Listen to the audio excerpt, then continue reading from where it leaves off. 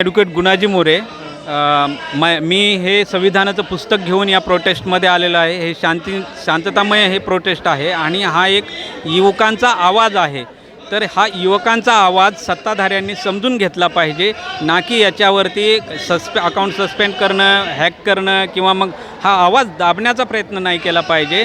ही नीट परीक्षा हे एक माध्यम आहे। वेळोवेळी परीक्षेमध्ये घोटाळे होतच आलेले आहेत, पेपर लीक होतच आलेला आहे, परंतु हा जो आवाज यूथचा कुठल्या ना कुठल्या माध्यमातून आता बूस्ट होत आहे, याला न दाबता याच्यातून सत्ताधाऱ्यांनी मॅसेज घेतला पाहिजे, याच्यावरती चिंतन केलं पाहिजे आणि भारतीय संविधान याची पूजा न करता डोक्यात घुसवलं पाहिजे आणि संविधानाप्रमाणे आर्टिकल 19 प्रमाणे अभिव्यक्ती स्वातंत्र्य हे जपलं पाहिजे, ना की ते अभिव्यक्ती स्वातंत्र्य दाबलं पाहिजे। कारण संविधानाने, भारतीय राज्यघटनेने आणि डॉक्टर बाबासाहेब आंबेडकरांनी आम्हाला जे अधिकार दिलेले आहेत ते अधिकार अबाधित राहिले पाहिजेत आणि धर्मेंद्र प्रधान यांचा राजीनामा झालाच पाहिजे।